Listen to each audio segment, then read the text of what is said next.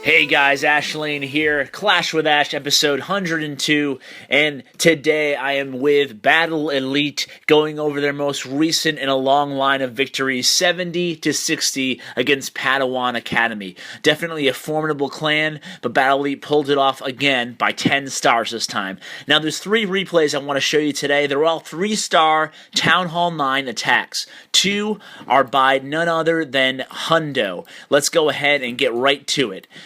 So the Hundo first two-star he did was against Eldon. So let's go ahead and watch the replay and see how he pulled off the 3-star attack. Now, Hundo is attacking Eldon here, a pretty nice upgraded Town Hall 9, some of the walls more than others obviously, level 10 and 11 heroes with a pretty common design. You can kind of tell where the Teslas are right south of the Town Hall.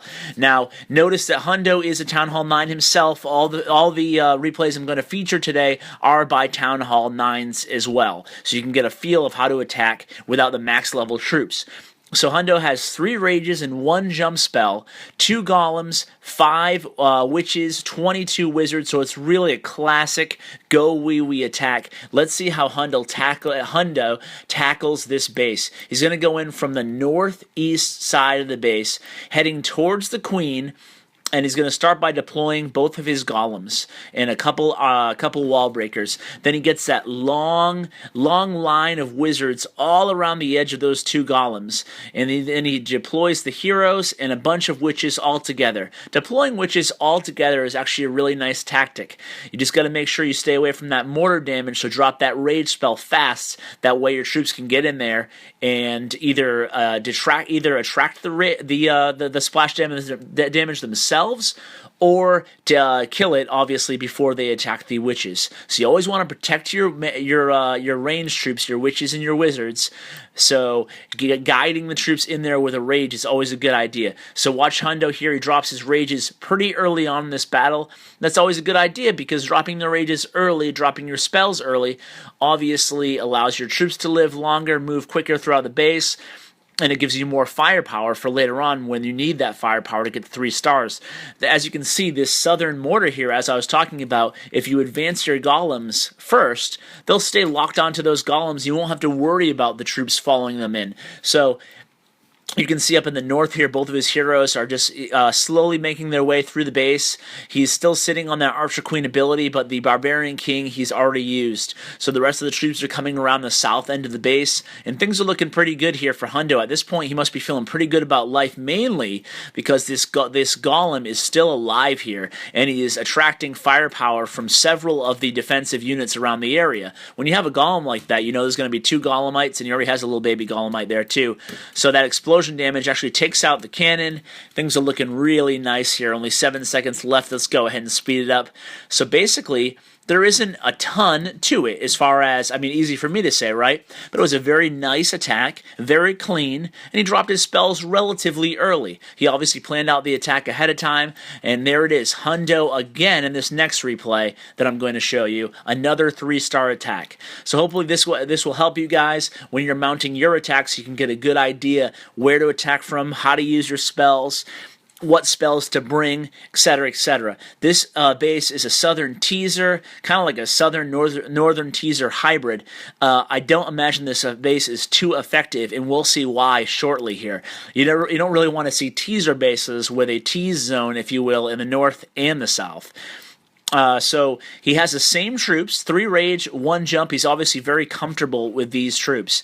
And let's see how he does it on this base. Going to come in once again from the east. He must like those east sides of the bases. Now, what is the common factors here in both attacks? Well, both times he only has 2 golems. That's interesting. He has a lot of firepower and not a lot of meat shield, although he does have that nicely leveled king, level 25, to help detract some of that damage, eat up some of that DPS from the defensive units.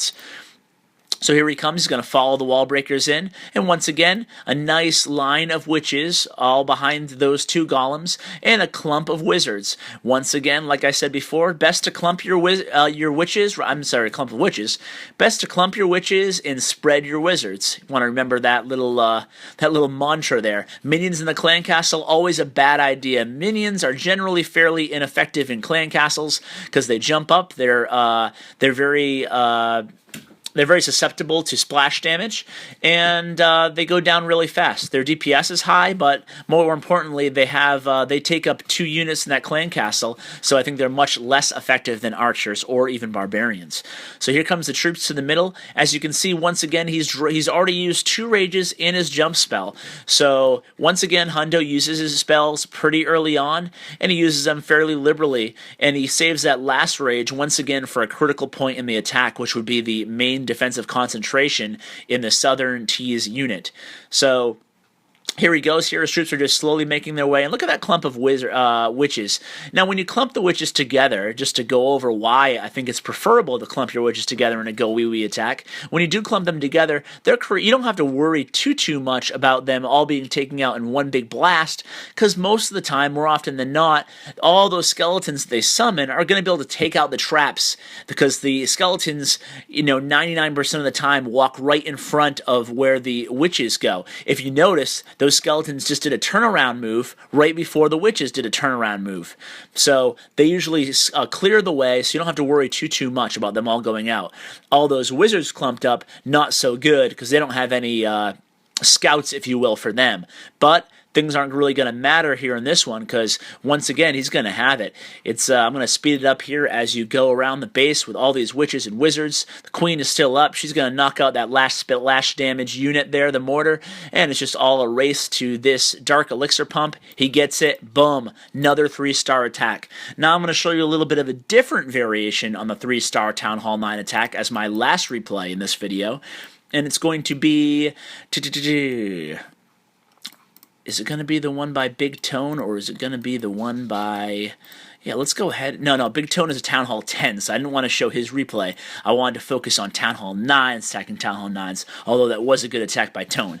This one's by Hazelnut, who is a boy. Many apologies, or a man. Many apologies to when I called him a girl in a previous video.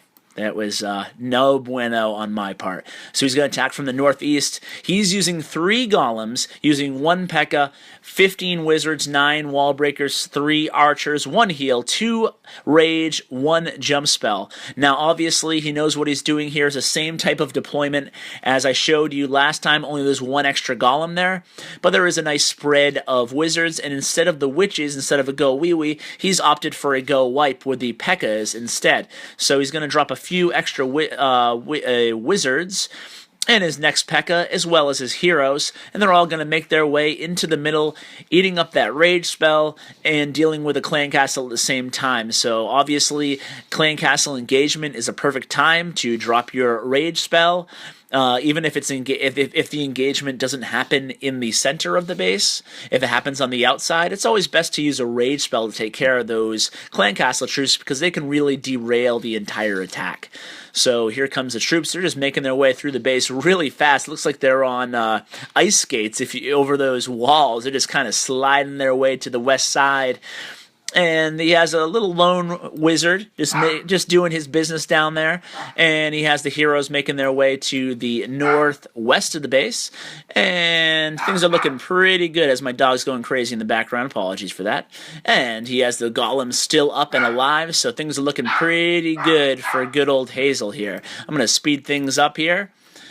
As you can tell, he's definitely en route to his three-star attack. He has so many units left. This one wasn't even close for the defender.